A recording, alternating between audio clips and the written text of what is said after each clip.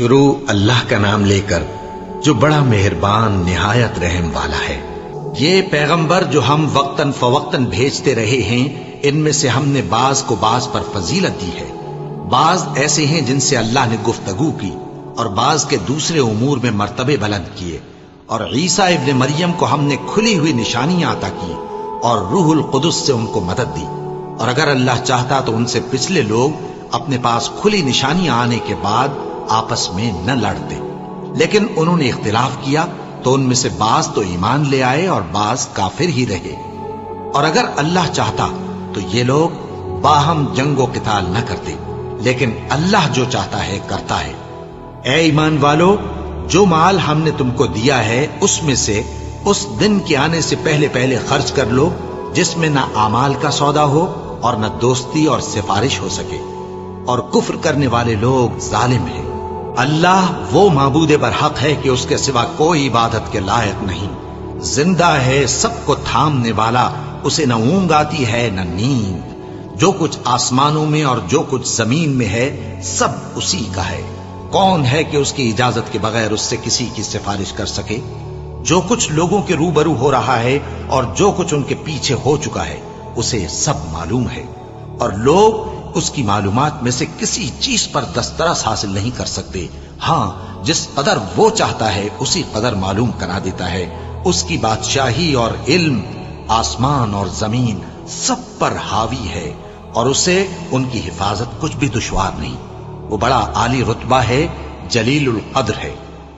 دین اسلام میں کوئی زبردستی نہیں ہے، ہدایت صاف طور پر ظاہر اور گمراہی سے الگ ہو چکی ہے۔ تو جو شخص بتوں سے اعتقاد نہ رکھے اور اللہ پر ایمان لائے، اس نے ایسی مضبوط رسی ہاتھ میں پکڑ لی ہے جو کبھی ٹوٹنے والی نہیں، اور اللہ سب کچھ سنتا ہے، سب کچھ جانتا ہے۔ جو لوگ ایمان لائے ہیں ان کا دوست اللہ ہے کہ اندھیرے سے نکال کر روشنی میں لے جاتا ہے، اور جو کافر ہیں ان کے دوست شیطان ہیں کہ ان کو روشنی سے نکال کر اندھیرے میں لے جاتے ہیں۔ یہی لوگ اہل دوزخ ہیں کہ اس میں ہمیشہ رہیں گے۔ بھلا تم نے اس شخص کو نہیں دیکھا جو اس غرور کے سبب سے کہ اللہ نے اس کو سلطنت بخشی تھی، ابراہیم سے اپنے پروردگار کے بارے میں جھگڑنے لگا؟ جب ابراہیم نے کہا میرا پروردگار تو وہ ہے جو زندگی دیتا ہے اور موت دیتا ہے، وہ بولا کہ زندگی اور موت تو میں بھی دے سکتا ہوں۔ ابراہیم نے کہا کہ اللہ تو سورج کو مشرق سے نکالتا ہے، آپ اسے مغرب سے نکال دیجیے۔ یہ سن کر وہ کافر ہکا بکا رہ گیا، اور اللہ بے انصافوں کو ہدایت نہیں دیا کرتا۔ یا اسی طرح اس شخص کو نہیں دیکھا جس کا ایک بستی پر جو اپنی چھتوں پر گری پڑی تھی گزر ہوا، تو اس نے کہا کہ اللہ اس کے باشندوں کو مرنے کے بعد کیوں کر زندہ کرے گا؟ تو اللہ نے اس کی روح قبض کر لی اور 100 برس تک اس کو مردہ رکھا۔ پھر اس کو جلا اٹھایا اور پوچھا تم کتنا عرصہ مرے پڑے رہے ہو؟ اس نے جواب دیا کہ 1 دن یا اس سے بھی کم۔ اللہ نے فرمایا نہیں، بلکہ 100 برس مرے رہے ہو، اور اپنے کھانے پینے کی چیزوں کو دیکھو کہ اتنی مدت میں مطلق سڑی بسی نہیں، اور اپنے گدھے کو بھی دیکھو جو مرا پڑا ہے۔ غرض ان باتوں سے یہ ہے کہ ہم تم کو لوگوں کے لیے اپنی قدرت کی نشانی بنائیں۔ اور ہاں، گدھے کی ہڈیوں کو دیکھو کہ ہم ان کو کس طرح جوڑے دیتے اور ان پر کس طرح گوشت پوست چڑھائے دیتے ہیں۔ جب یہ واقعات اس کے مشاہدے میں آئے تو بول اٹھا کہ میں یقین کرتا ہوں کہ اللہ ہر چیز پر قادر ہے۔ اور جب ابراہیم نے اللہ سے عرض کیا کہ اے پروردگار مجھے دکھا کہ تو مردوں کو کیوں کر زندہ کرے گا، اللہ نے فرمایا کیا تم نے اس بات کا یقین نہیں کیا؟ انہوں نے کہا کیوں نہیں، لیکن میں دیکھنا اس لیے چاہتا ہوں کہ میرا دل اطمینان کامل حاصل کر لے۔ فرمایا کہ 4 پرندے لے لو، پھر ان کو اپنے سے ہلا لو اور ان کے ٹکڑے ٹکڑے کر دو، پھر ان کا ایک ایک ٹکڑا ہر ایک پہاڑ پر رکھ دو، پھر ان کو بلاؤ تو وہ تمہارے پاس دوڑتے چلے آئیں گے، اور جان رکھو کہ اللہ غالب ہے، صاحب حکمت ہے۔ جو لوگ اپنا مال اللہ کی راہ میں خرچ کرتے ہیں ان کے مال کی مثال اس دانے کی سی ہے جس سے 7 بالیں اگیں اور ہر ایک بال میں 100 دانے ہوں، اور اللہ جس کے اجر کو چاہتا ہے اور زیادہ کرتا ہے، اور اللہ کشائش والا ہے، سب کچھ جاننے والا ہے۔ جو لوگ اپنا مال اللہ کے راستے میں صرف کرتے ہیں پھر اس کے بعد نہ اس خرچ کا کسی پر احسان رکھتے ہیں اور نہ کسی کو تکلیف دیتے ہیں، ان کا صلہ ان کے پروردگار کے پاس تیار ہے، اور قیامت کے روز نہ ان کو کچھ خوف ہوگا اور نہ وہ غمگین ہوں گے۔ جس خیرات کے دینے کے بعد لینے والے کو ایذا دی جائے، اس سے تو نرم بات کہہ دینی اور درگزر کرنا بہتر ہے، اور اللہ بے نیاز ہے، بردبار ہے۔ مومنوں، اپنے صدقات و خیرات احسان رکھنے اور ایذا دینے سے اس شخص کی طرح برباد نہ کر دینا جو لوگوں کو دکھاوے کے لیے مال خرچ کرتا ہے اور اللہ اور روز آخر پر ایمان نہیں رکھتا، تو اس کے مال کی مثال اس چٹان کی سی ہے جس پر تھوڑی سی مٹی پڑی ہو اور اس پر زور کا مے برس کر اسے صاف کر ڈالے۔ اسی طرح یہ ریاکار لوگ اپنے اعمال کا کچھ بھی صلہ حاصل نہیں کر سکیں گے، اور اللہ ایسے ناشکروں کو ہدایت نہیں دیا کرتا۔ اور جو لوگ اللہ کی خوشنودی حاصل کرنے کے لیے اور خلوص نیت سے اپنا مال خرچ کرتے ہیں، ان کی مثال ایک باغ کی سی ہے جو اونچی جگہ پر واقع ہو، جب اس پر زور کا مے پڑے تو دگنا پھل لائے، پھر اگر مے نہ بھی پڑے تو خیر پھوار ہی صحیح، اور اللہ تمہارے کاموں کو دیکھ رہا ہے۔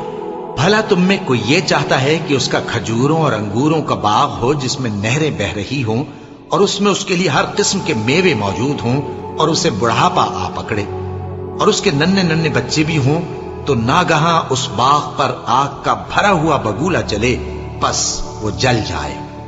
اس طرح اللہ تم سے اپنی آیتیں کھول کھول کر بیان فرماتا ہے تاکہ تم سوچو اور سمجھو۔ مومنوں، جو پاکیزہ اور عمدہ مال تم کماتے ہو اور جو چیزیں ہم تمہارے لیے زمین سے نکالتے ہیں، ان میں سے اللہ کی راہ میں بھی خرچ کرو، اور بری اور ناپاک چیزیں دینے کا قصد نہ کرنا کہ اگر وہ چیزیں تمہیں دی جائیں تو بجز اس کے کہ لیتے وقت آنکھیں بند کر لو، ان کو کبھی نہ لو، اور جان رکھو کہ اللہ بے نیاز ہے، خوبیوں والا ہے۔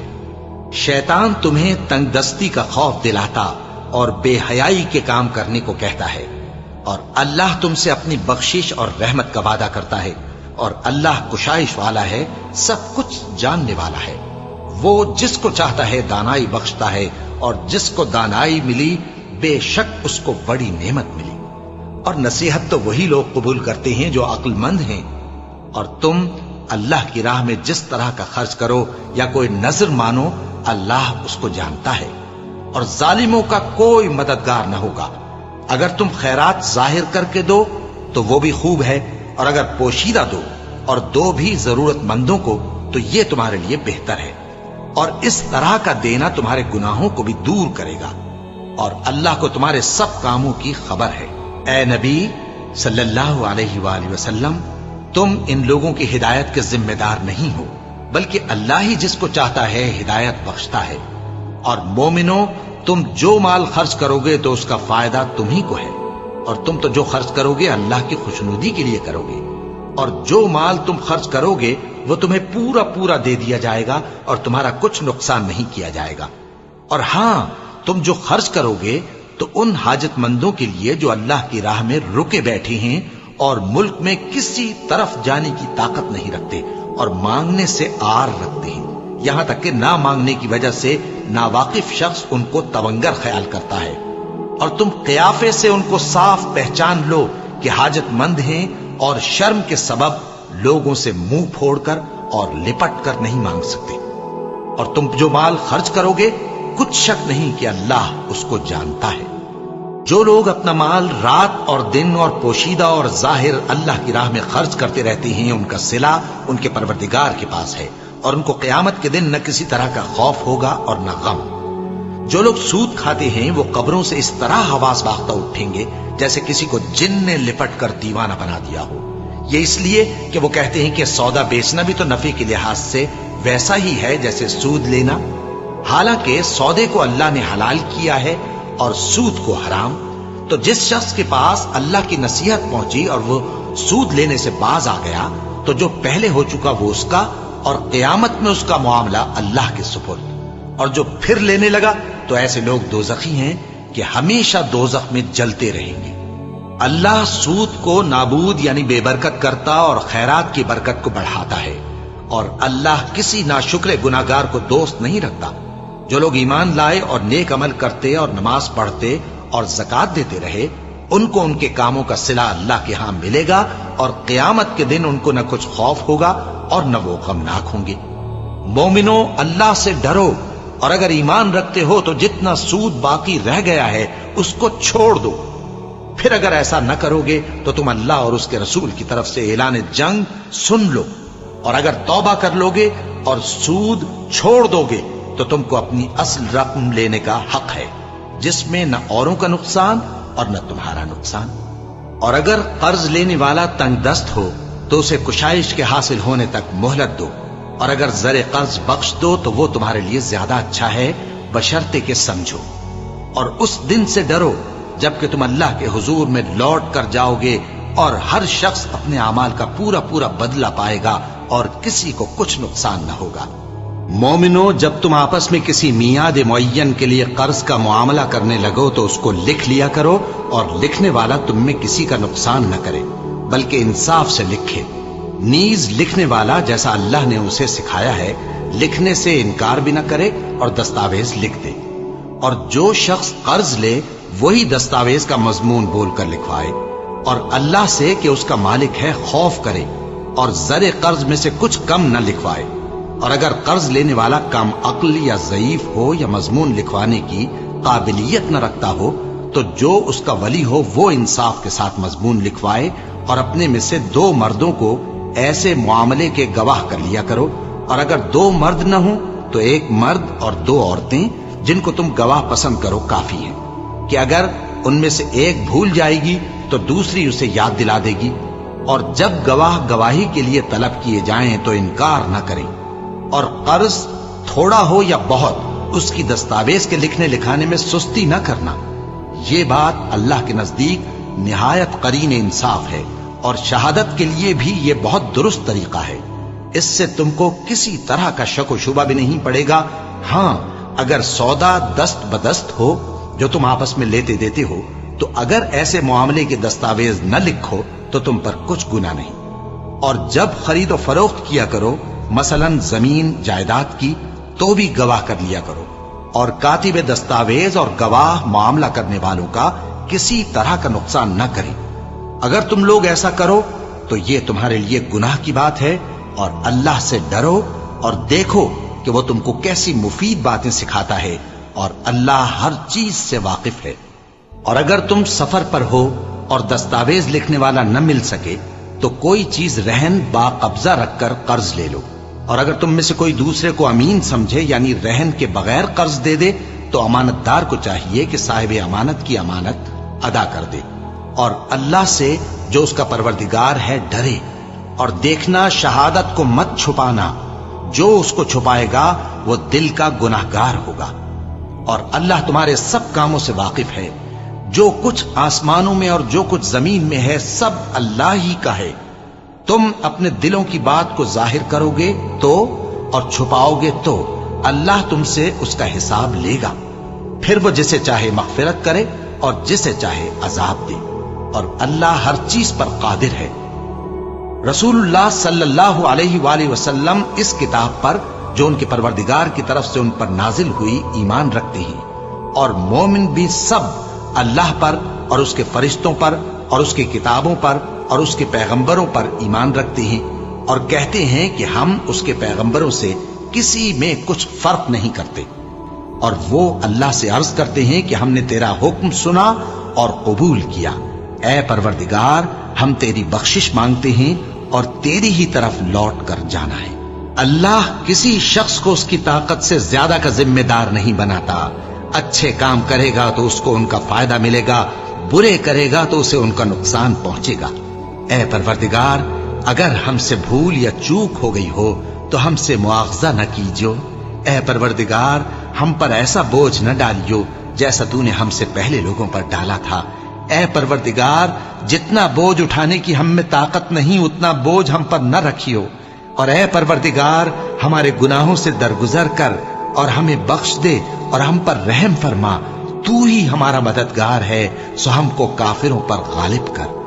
شروع اللہ کا نام لے کر جو بڑا مہربان نہایت رحم والا ہے۔ الف لام میم۔ اللہ جو معبود برحق ہے اس کے سوا کوئی عبادت کے لائق نہیں، زندہ ہے سب کو تھامنے والا۔ اس نے اے نبی تم پر سچی کتاب نازل کی جو پہلی آسمانی کتابوں کی تصدیق کرتی ہے، اور اسی نے تورات اور انجیل نازل کی تھی۔ یہ دو کتابیں اس نے پہلے نازل کی تھیں لوگوں کی ہدایت کے لیے، اور پھر قرآن جو حق اور باطل کو الگ الگ کر دینے والا ہے نازل کیا۔ جو لوگ اللہ کی آیتوں کا انکار کرتے ہیں ان کو سخت عذاب ہوگا، اور اللہ زبردست ہے، بدلہ لینے والا ہے۔ اللہ ایسا خبیر و بصیر ہے کہ کوئی چیز اس سے پوشیدہ نہیں، نہ زمین میں اور نہ آسمان میں۔ وہی تو ہے جو ماں کے پیٹ میں جیسی چاہتا ہے تمہاری صورتیں بناتا ہے، اس غالب حکمت والے کے سوا کوئی عبادت کے لائق نہیں۔ اے پیغمبر، وہی تو ہے جس نے تم پر یہ کتاب نازل کی جس کی بعض آیتیں محکم ہیں اور وہی اصل کتاب ہیں، اور بعض دوسری متشابہ ہیں۔ تو جن لوگوں کے دلوں میں کجی ہے وہ متشابہات کا اتباع کرتے ہیں تاکہ فتنہ برپا کریں اور مراد اصلی کا پتہ لگائیں، حالانکہ مراد اصلی اللہ کے سوا کوئی نہیں جانتا۔ اور جو لوگ علم میں گہری نظر رکھتے ہیں وہ یہ کہتے ہیں کہ ہم ان پر ایمان لائے، یہ سب آیات ہمارے پروردگار کی طرف سے ہیں، اور نصیحت تو عقل مند ہی قبول کرتے ہیں۔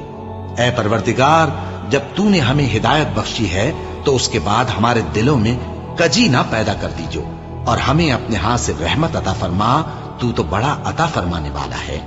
اے پروردگار، تو اس روز جس کے آنے میں کچھ بھی شک نہیں سب لوگوں کو اپنے حضور میں جمع کر لے گا، بے شک اللہ خلاف وعدہ نہیں کرتا۔ جو لوگ کافر ہوئے اس دن نہ تو ان کا مال ہی اللہ کے عذاب سے ان کو بچا سکے گا اور نہ ان کی اولاد ہی کچھ کام آئے گی، اور یہ لوگ آتش جہنم کا ایندھن ہوں گے۔ ان کا حال بھی فرعونیوں اور ان سے پہلے لوگوں کا سا ہوگا جنہوں نے ہماری آیتوں کی تکذیب کی تھی، تو اللہ نے ان کو ان کے گناہوں کے سبب عذاب میں پکڑ لیا تھا، اور اللہ سخت عذاب کرنے والا ہے۔ اے پیغمبر، کافروں سے کہہ دو کہ تم دنیا میں بھی عنقریب مغلوب ہو جاؤ گے اور آخرت میں جہنم کی طرف اکٹھا کیے جاؤ گے، اور وہ بری جگہ ہے۔ تمہارے لیے دو گروہوں میں جو جنگ بدر کے دن آپس میں بھڑ گئے قدرت الہی کی عظیم الشان نشانی تھی۔ ایک گروہ مسلمانوں کا تھا، وہ اللہ کی راہ میں لڑ رہا تھا، اور دوسرا گروہ کافروں کا تھا، وہ ان کو اپنی آنکھوں سے اپنے سے دگنا مشاہدہ کر رہا تھا۔ اور اللہ اپنی نصرت سے جس کو چاہتا ہے مدد دیتا ہے۔ جو اہل بصارت ہیں ان کے لیے اس واقعے میں بڑی عبرت ہے۔ لوگوں کو ان کی خواہشوں کی چیزیں یعنی عورتیں اور بیٹے اور سونے اور چاندی کے بڑے بڑے ڈھیر اور نشان لگے ہوئے گھوڑے اور مویشی اور کھیتی بڑی زینت دار معلوم ہوتی ہیں، مگر یہ سب دنیا ہی کی زندگی کے سامان ہیں، اور اللہ کے پاس بہت اچھا ٹھکانہ ہے۔ اے پیغمبر، ان سے کہو کہ بھلا میں تم کو ایسی چیز بتاؤں جو ان چیزوں سے کہیں اچھی ہو؟ سنو، جو لوگ پرہیزگار ہیں ان کے لیے اللہ کے ہاں باغات بہشت ہیں جن کے نیچے نہریں بہ رہی ہیں، ان میں وہ ہمیشہ رہیں گے، اور پاکیزہ بیویاں ہیں، اور سب سے بڑھ کر اللہ کی خوشنودی۔ اور اللہ اپنے سب بندوں کو دیکھ رہا ہے جو اللہ سے التجا کرتے ہیں کہ اے پروردگار، ہم ایمان لے آئے سو ہم کو ہمارے گناہ معاف فرما اور ہم کو دوزخ کے عذاب سے محفوظ رکھ۔ یہ وہ لوگ ہیں جو مشکلات میں صبر کرتے اور سچ بولتے اور عبادت میں لگے رہتے اور نیکی میں خرچ کرتے اور اوقات سحر میں گناہوں کی معافی مانگا کرتے ہیں۔ اللہ تو اس بات کی گواہی دیتا ہے کہ اس کے سوا کوئی معبود نہیں، اس حال میں کہ وہ انصاف کا حاکم ہے، اور فرشتے اور علم والے بھی گواہی دیتے ہیں کہ اس غالب حکمت والے کے سوا کوئی لائق عبادت نہیں۔ دین تو اللہ کے نزدیک اسلام ہی ہے، اور اہل کتاب نے جو اس دین سے اختلاف کیا تو علم حاصل ہونے کے بعد آپس کی ضد سے کیا، اور جو شخص اللہ کی آیتوں کو نہ مانے تو اللہ جلد حساب لینے والا ہے۔ اے پیغمبر، پس اگر یہ لوگ تم سے جھگڑنے لگیں تو کہنا کہ میں اور میرے پیرو تو اللہ کے فرمانبردار ہو چکے، اور اہل کتاب اور ان پڑھ لوگوں سے کہو کہ کیا تم بھی اللہ کے فرمانبردار بنتے اور اسلام لاتے ہو؟ پس اگر یہ لوگ اسلام لے آئیں تو بے شک ہدایت پالیں، اور اگر تمہارا کہا نہ مانے تو تمہارا کام صرف اللہ کا پیغام پہنچا دینا ہے۔ اور اللہ اپنے بندوں کو دیکھ رہا ہے۔ جو لوگ اللہ کی آیتوں کو نہیں مانتے اور انبیاء کو ناحق قتل کرتے رہے ہیں اور جو انصاف کرنے کا حکم دیتے ہیں انہیں بھی مار ڈالتے ہیں، ان کو دکھ دینے والے عذاب کی خوشخبری سنا دو۔ یہ ایسے لوگ ہیں جن کے اعمال دنیا اور آخرت دونوں میں برباد ہیں اور ان کا کوئی مددگار نہیں ہوگا۔ بھلا تم نے ان لوگوں کو نہیں دیکھا جن کو کتاب یعنی تورات سے حصہ دیا گیا اور وہ اس کتاب اللہ یعنی قرآن کی طرف بلائے جاتے ہیں تاکہ یہ ان کے تنازعات کا ان میں فیصلہ کر دے؟ تو ایک فریق ان میں سے پھر جاتا ہے اور منہ پھیر لیتا ہے، یہ اس لیے کہ یہ اس بات کے قائل ہیں کہ دوزخ کی آگ ہمیں چند روز کے سوا چھو ہی نہیں سکے گی، اور جو کچھ یہ دین کے بارے میں بہتان باندھتے رہے ہیں اس نے ان کو دھوکے میں ڈال رکھا ہے۔ تو اس وقت کیا حال ہوگا جب ہم ان کو جمع کریں گے، یعنی اس روز جس کے آنے میں کچھ بھی شک نہیں، اور ہر نفس اپنے اعمال کا پورا پورا بدلہ پائے گا اور ان پر ظلم نہیں کیا جائے گا۔ کہو کہ اے اللہ، اے بادشاہی کے مالک، تو جس کو چاہے بادشاہی بخشے اور جس سے چاہے بادشاہی چھین لے، اور جس کو چاہے عزت دے اور جسے چاہے ذلیل کرے۔ ہر طرح کی بھلائی تیرے ہی ہاتھ ہے اور بے شک تو ہر چیز پر قادر ہے۔ تو ہی رات کو دن میں داخل کرتا اور تو ہی دن کو رات میں داخل کرتا ہے، تو ہی بے جان سے جاندار پیدا کرتا ہے اور تو ہی جاندار سے بے جان پیدا کرتا ہے، اور تو ہی جس کو چاہتا ہے بے حساب رزق بخشتا ہے۔ مومنوں کو چاہیے کہ مومنوں کے سوا کافروں کو دوست نہ بنائیں، اور جو ایسا کرے گا اس سے اللہ کا کچھ عہد نہیں۔ ہاں، اگر اس طریق سے تم ان کے شر سے بچاؤ کی صورت پیدا کرو تو مذائقہ نہیں۔ اور اللہ تم کو اپنے غضب سے ڈراتا ہے اور اللہ ہی کی طرف تم کو لوٹ کر جانا ہے۔ اے پیغمبر، لوگوں سے کہہ دو کہ کوئی بات تم اپنے دلوں میں مخفی رکھو یا اسے ظاہر کرو، اللہ اس کو جانتا ہے، اور جو کچھ آسمانوں میں اور جو کچھ زمین میں ہے اس کو سب کی خبر ہے، اور وہ ہر چیز پر قادر ہے۔ جس دن ہر شخص اپنی کی ہوئی نیکی کو موجود پا لے گا اور اپنی برائی کو بھی دیکھ لے گا تو آرزو کرے گا کہ اے کاش اس میں اور اس برائی میں دور کی مسافت ہو جاتی، اور اللہ تم کو اپنے غضب سے ڈراتا ہے اور اللہ اپنے بندوں پر نہایت مہربان ہے۔ اے پیغمبر، لوگوں سے کہہ دو کہ اگر تم اللہ کو دوست رکھتے ہو تو میری پیروی کرو، اللہ بھی تمہیں دوست رکھے گا اور تمہارے گناہ معاف کر دے گا، اور اللہ بخشنے والا ہے، مہربان ہے۔ کہہ دو کہ اللہ اور اس کے رسول کا حکم مانو، پس اگر وہ نہ مانے تو اللہ بھی کافروں کو دوست نہیں رکھتا۔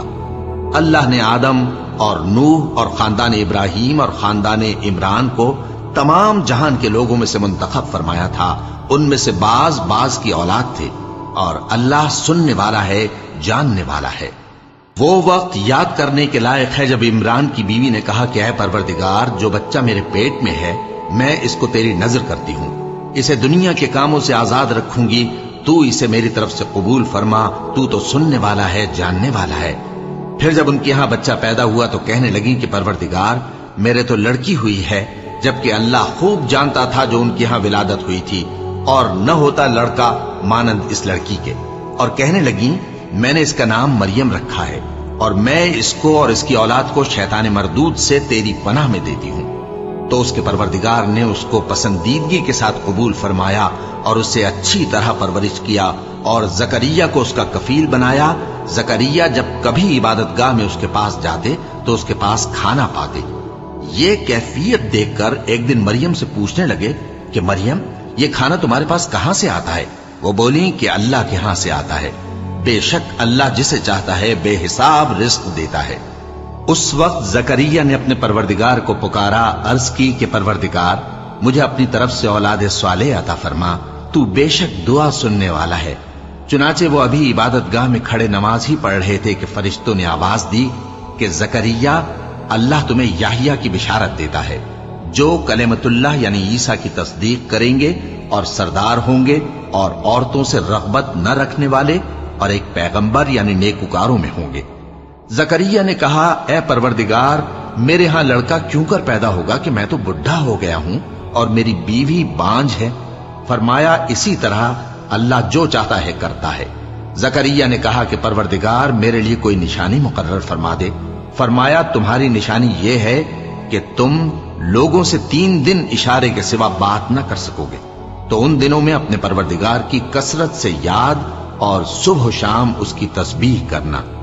اور جب فرشتوں نے مریم سے کہا کہ مریم، اللہ نے تم کو برگزیدہ کیا ہے اور تمہیں پاک بنایا ہے اور دنیا جہان کی عورتوں میں سے تم کو منتخب کیا ہے، اے مریم اپنے پروردگار کی فرما برداری کرنا اور سجدہ کرنا اور رکوع کرنے والوں کے ساتھ رکوع کرنا۔ اے نبی، یہ باتیں اخبار غیب میں سے ہیں جو ہم تمہارے پاس بھیجتے ہیں۔ اور جب وہ لوگ اپنے قلم بطور قرعہ ڈال رہے تھے کہ مریم کا کفیل کون بنے، تو تم ان کے پاس نہیں تھے، اور نہ اس وقت ہی ان کے پاس تھے جب وہ آپس میں جھگڑ رہے تھے۔ وہ وقت بھی یاد کرنے کے لائق ہے جب فرشتوں نے مریم سے کہا کہ مریم، اللہ تم کو اپنی طرف سے ایک کلمے کی بشارت دیتا ہے جس کا نام مسیح اور مشہور عیسیٰ ابن مریم ہوگا، اور جو دنیا اور آخرت میں آبرو مند اور مقربین میں سے ہوگا، اور ماں کی گود میں اور بڑی عمر کا ہو کر دونوں حالتوں میں لوگوں سے یکساں گفتگو کرے گا اور نیکوکاروں میں ہوگا۔ مریم نے کہا کہ پروردگار، میرے ہاں بچہ کیوں کر ہوگا کہ کسی انسان نے مجھے ہاتھ تک تو لگایا نہیں۔ فرمایا کہ اللہ اسی طرح جو چاہتا ہے پیدا کرتا ہے، جب وہ کوئی کام کرنا چاہتا ہے تو ارشاد فرما دیتا ہے کہ ہو جا، تو وہ ہو جاتا ہے۔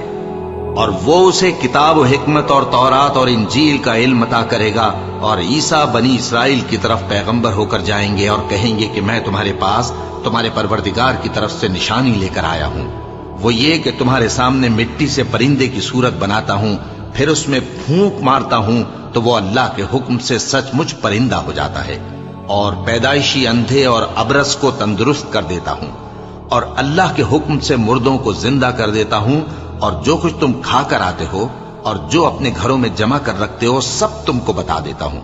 اگر تم صاحب ایمان ہو تو ان باتوں میں تمہارے لیے نشانی ہے، اور مجھ سے پہلے جو تورات نازل ہوئی تھی اس کی تصدیق بھی کرتا ہوں، اور میں اس لیے بھی آیا ہوں کہ بعض چیزیں جو تم پر حرام تھیں ان کو تمہارے لیے حلال کر دوں، اور میں تو تمہارے پروردگار کی طرف سے نشانی لے کر آیا ہوں۔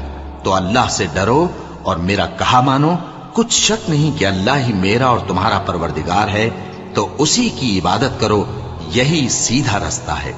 پھر جب عیسیٰ نے ان کی طرف سے انکار و نافرمانی ہی دیکھی تو کہنے لگے کہ کوئی ہے جو اللہ کا طرفدار اور میرا مددگار ہو؟ حواری بولے کہ ہم اللہ کے طرفدار اور آپ کے مددگار ہیں، ہم اللہ پر ایمان لائے اور آپ گواہ رہیں کہ ہم فرما بردار ہیں۔ اے پروردگار، جو کتاب تو نے نازل فرمائی ہے ہم اس پر ایمان لے آئے اور تیرے پیغمبر کے متبع ہو چکے۔ تو ہم کو ماننے والوں میں لکھ رکھ، اور وہ یعنی یہود قتل عیسیٰ کے بارے میں ایک چال چلے، اور اللہ نے بھی عیسیٰ کو بچانے کے لیے تدبیر کی، اور اللہ بہترین تدبیر کرنے والا ہے۔ اس وقت اللہ نے فرمایا کہ عیسیٰ، میں تمہاری دنیا میں رہنے کی مدت پوری کر کے تم کو اپنی طرف اٹھا لوں گا اور تمہیں کافروں کی صحبت سے پاک کر دوں گا، اور جو لوگ تمہاری پیروی کریں گے ان کو کافروں پر قیامت تک فائق و غالب رکھوں گا۔ پھر تم سب میرے پاس لوٹ کر آؤ گے، تو جن باتوں میں تم اختلاف کرتے رہے اس دن تم میں ان کا فیصلہ کر دوں گا۔ اب جو کافر ہوئے ان کو دنیا اور آخرت دونوں میں سخت عذاب دوں گا، اور ان کا کوئی مددگار نہ ہوگا۔ اور جو لوگ ایمان لائے اور عمل نیک کرتے رہے ان کو اللہ پورا پورا صلہ دے گا، اور اللہ ظالموں کو دوست نہیں رکھتا۔ اے نبی، یہ ہم تم کو اللہ کی آیتیں اور حکمت بھری نصیحتیں پڑھ پڑھ کر سناتے ہیں۔ عیسیٰ کا حال اللہ کے نزدیک آدم کا سا ہے کہ اس نے پہلے مٹی سے ان کو بنایا، پھر فرمایا کہ باشعور انسان ہو جا، تو وہ ویسے ہی ہو گئے۔ یہ بات تمہارے پروردگار کی طرف سے حق ہے، تو تم ہرگز شک کرنے والوں میں نہ ہونا۔ پھر اگر یہ لوگ عیسیٰ کے بارے میں تم سے جھگڑا کریں اس کے بعد کہ تم کو حقیقت معلوم ہو ہی چکی ہے، تو ان سے کہنا کہ آؤ ہم اپنے بیٹوں اور بیٹیوں کو بلائیں، تم اپنے بیٹوں اور بیٹیوں کو بلاؤ، اور ہم خود بھی آئیں اور تم خود بھی آؤ، پھر دونوں فریق اللہ سے دعا و التجا کریں، اس طرح جھوٹوں پر اللہ کی لعنت بھیجیں۔ یہ تمام بیانات صحیح ہیں، اور اللہ کے سوا کوئی معبود نہیں، اور بے شک اللہ غالب ہے، صاحب حکمت ہے۔ بس اگر یہ لوگ پھر جائیں تو اللہ مفسدوں کو خوب جانتا ہے۔ کہہ دو کہ اے اہل کتاب، جو بات ہمارے اور تمہارے دونوں کے درمیان یکساں تسلیم کی گئی ہے اس کی طرف آؤ، وہ یہ کہ اللہ کے سوا ہم کسی کی عبادت نہ کریں اور اس کے ساتھ کسی چیز کو شریک نہ بنائیں، اور ہم میں کوئی کسی کو اللہ کے سوا اپنا کارساز نہ سمجھے۔ پھر اگر یہ لوگ اس بات کو نہ مانے تو ان سے کہہ دو کہ تم گواہ رہو کہ ہم اللہ کے فرما بردار ہیں۔ اے اہل کتاب، تم ابراہیم کے بارے میں کیوں جھگڑتے ہو؟ حالانکہ تورات اور انجیل ان کے بعد اتری ہیں اور وہ پہلے ہو چکے، تو کیا تم عقل نہیں رکھتے؟ دیکھو، ایسی بات میں تو تم نے جھگڑا کیا ہی تھا جس کا تمہیں کچھ علم تھا بھی، مگر ایسی بات میں کیوں جھگڑتے ہو جس کا تم کو کچھ بھی علم نہیں؟ اور اللہ جانتا ہے اور تم نہیں جانتے۔ ابراہیم نہ تو یہودی تھے اور نہ عیسائی، بلکہ سب سے بے تعلق ہو کر ایک اللہ کے ہو رہے تھے اور اسی کے فرما بردار تھے اور مشرکوں میں نہ تھے۔ ابراہیم سے زیادہ قرب رکھنے والے تو وہ لوگ ہیں جو ان کی پیروی کرتے رہے، اور یہ پیغمبر آخر الزماں صلی اللہ علیہ وآلہ وسلم اور وہ لوگ جو ایمان لائے ہیں، اور اللہ مومنوں کا کارساز ہے۔ اے اہل اسلام، بعض اہل کتاب اس بات کی خواہش رکھتے ہیں کہ کسی طرح تم کو گمراہ کر دیں، حالانکہ یہ تم کو کیا گمراہ کریں گے، اپنے آپ کو ہی گمراہ کر رہے ہیں اور نہیں جانتے۔ اے اہل کتاب، تم اللہ کی آیتوں سے کیوں انکار کرتے ہو اور تم تورات کو مانتے تو ہو؟ اے اہل کتاب، تم سچ کو جھوٹ کے ساتھ خلط ملط کیوں کرتے ہو اور حق کو کیوں چھپاتے ہو جبکہ تم جانتے بھی ہو؟ اور اہل کتاب کا ایک گروہ اپنے آدمیوں سے کہتا ہے کہ جو کتاب مومنوں پر نازل ہوئی ہے اس پر دن کے شروع میں تو ایمان لے آیا کرو اور اس کے آخر میں انکار کر دیا کرو، تاکہ وہ اسلام سے برگشتہ ہو جائیں، اور اپنے دین کے پیروں کے سوا کسی اور کی بات کا یقین نہ کر لینا۔ اے پیغمبر، کہہ دو کہ ہدایت تو اللہ ہی کی ہدایت ہے۔ وہ یہ بھی کہتے ہیں، یہ بھی نہ ماننا کہ جو چیز تم کو ملی ہے ویسی کسی اور کو بھی مل سکتی ہے، ورنہ وہ تم پر تمہارے رب کے روبرو حجت قائم کر دیں گے۔ اے پیغمبر، کہہ دو کہ بزرگی اللہ ہی کے ہاتھ میں ہے، وہ جسے چاہتا ہے دیتا ہے، اور اللہ کشائش والا ہے، علم والا ہے۔ وہ اپنی رحمت سے جس کو چاہتا ہے خاص کر لیتا ہے، اور اللہ بڑے فضل کا مالک ہے۔ اور اہل کتاب میں سے کوئی تو ایسا ہے کہ اگر تم اس کے پاس دیناروں کا ڈھیر امانت رکھ دو تو تم کو فوراً واپس دے دے، اور کوئی اس طرح کا ہے کہ اگر اس کے پاس 1 دینار بھی امانت رکھو تو جب تک اس کے سر پر ہر وقت کھڑے نہ رہو تمہیں دے ہی نہیں۔ یہ اس لیے کہ وہ کہتے ہیں کہ امیوں کے بارے میں ہم سے مواخذہ نہیں ہوگا۔ یہ اللہ پر محض جھوٹ بولتے ہیں اور اس بات کو جانتے بھی ہیں۔ ہاں، کیوں نہیں؟